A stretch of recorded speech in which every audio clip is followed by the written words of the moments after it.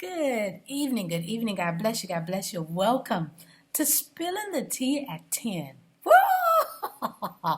Oh my goodness, it's so good to see you. Listen, we're going to get straight to it.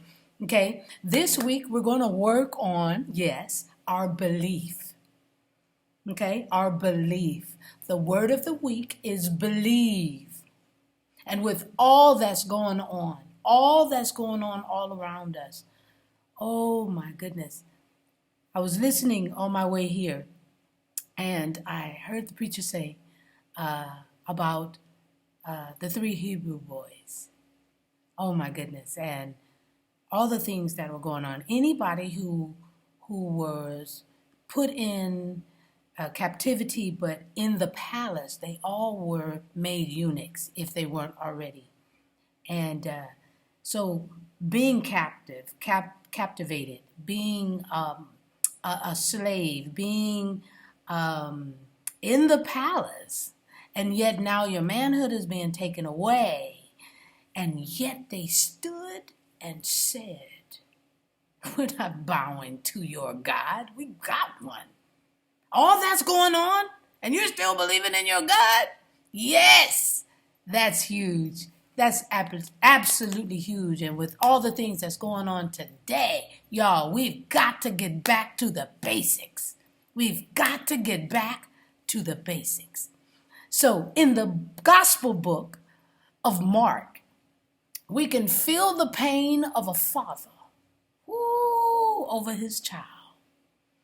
And it's belief that's restored both to the father and the child. Meet me in Mark chapter 9, very familiar chapter and very familiar verse. I'm starting at verse 14 and reading from the New King James Version. And when he, meaning Jesus, came to the disciples, he, Jesus, saw a great multitude around them and scribes disputing with them. Immediately, when they saw Jesus, or him, all the people were greatly amazed, and running to Jesus, him, greeted him. And he asked the scribes, what are you discussing with them? Then one of the crowd answered and said, Teacher, I brought you my son, who has a mute spirit, and wherever it seizes him, it throws him down. He foams at the mouth, gnashes his teeth, and becomes rigid. So I spoke to your disciples, and they should cast it out, but they could not. He, meaning Jesus, answered him and said, O faithless generation, how long shall I be with you? How long shall I bear with you? Bring him to me. Then they brought him to Jesus, him, and when he saw him, immediately the spirit convulsed him, and he fell on the ground and wallowed, foaming at the mouth. So he asked his father, how long has this been happening to him? And he said, from childhood, and often he has thrown him both into the fire and into the water to destroy him. But if you can do anything, have compassion on us and help us. Jesus said to him, if you can believe, all things are possible to him who believes. Immediately, the father of the child cried out and said with tears, Lord, I believe. Help my unbelief.